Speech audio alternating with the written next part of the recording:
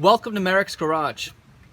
When I rebuilt this Blazer, one of the things I continually ran into was 30-year-old parts, and that extended through to the electrical system.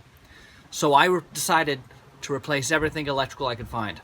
Seemed pretty daunting at first, but quite honestly, once I got into it, it was not as hard as I expected.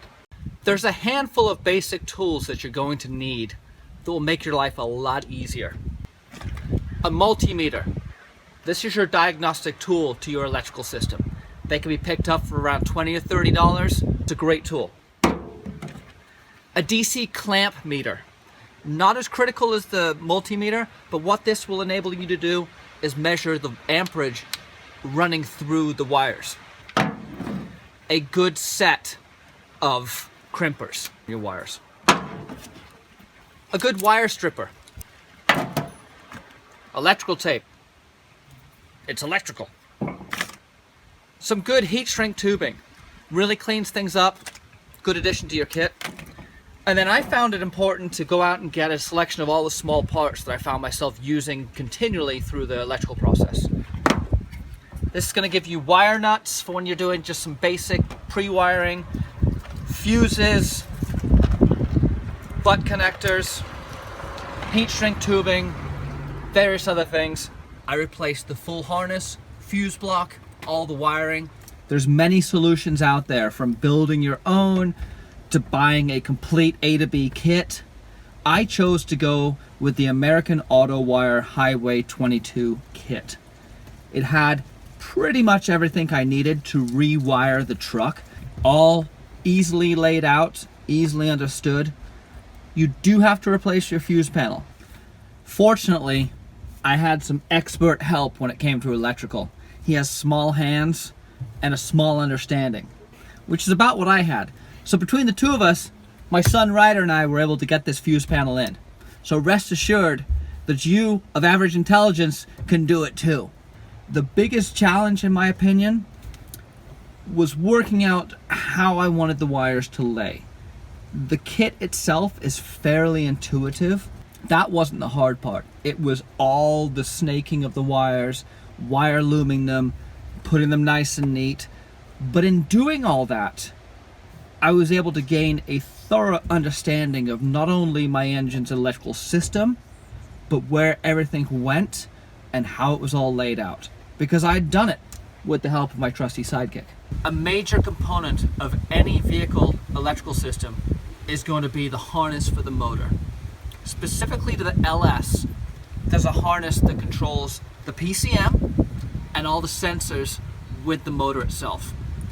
I chose to have a harness built for me. I had a harness that came from the junkyard for this motor. I didn't have the intelligence or patience to take it all apart and make it work for me. I bought a pre-manufactured harness from Pacific Fabrication that gave me an under the hood fuse panel. It gave me all the looming, all the terminations, everything I needed to plug and play this straight into my PCM. For my PCM, I chose to go with a company called Team 208 Motorsports. They did a fantastic job of tuning this computer to run with the motor, transmission, and drivetrain that I chose for my truck. It was beyond my skill level, and I'm not ashamed to admit that I needed experts to do this for me. I wanted my electrical system to be both durable and dependable. As a result, I chose to go with dual batteries. One for the entire operation of the vehicle, one solely dedicated in case the primary battery went out. In all my research, I found the hell-roaring isolator combiner to be the best product to accomplish what I wanted to do. What drew me eventually to the hell-roaring system was first and foremost their customer service. They have been fantastic. There's a phone number you call, someone answers it and walks you through any questions you have. This was important to me with my limited understanding of electrical. You've got two primary battery systems on the market: a flooded cell lead acid battery, or an AGM, which stands for absorbed glass mat. What the AGM battery offers over the standard battery is going to be deep cycle. This is a battery that can be drawn all the way down, recharged all the way up, and still maintain its full charge capabilities. They're a lot more durable. You can have a battery that instead of having lead sheets, it's going to have a tightly woven fiberglass type structure, so they can be mounted in multiple different orientations. Vastly superior, in my opinion, to the traditional style of batteries, which is why I went with 2 of them. The isolator combiner from Hell Roaring. There's many ways of doing this, and there's multiple schools of thought on how you would combine and isolate batteries. Some people choose to go with a simple switch that can turn from one battery to another. I didn't like that particular setup because you would remove all electrical connectivity to the engine, to your stereo, to various things when you switch from one battery to another. There's diode systems that have moving parts in them. I didn't like that because I wanted simplicity. The Hell Roaring isolator is a solid state switching device that does 3 things. It offers me a solution that would run the batteries in tandem. Should I have a high amperage draw, I could put the switch into a position that gives me one large pool of battery juice to draw from. Winching would be a perfect example of that, winching with the engine off.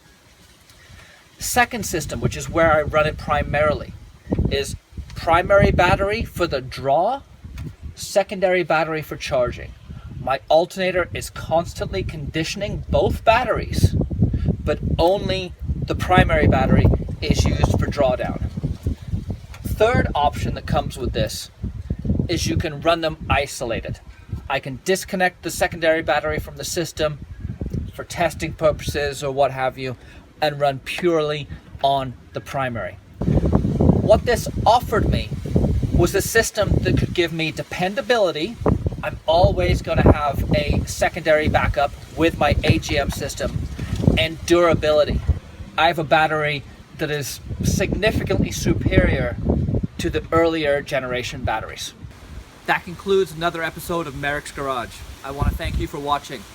I hope this was helpful, and ultimately, I hope it encourages you to jump in and tackle some electrical problems you might have.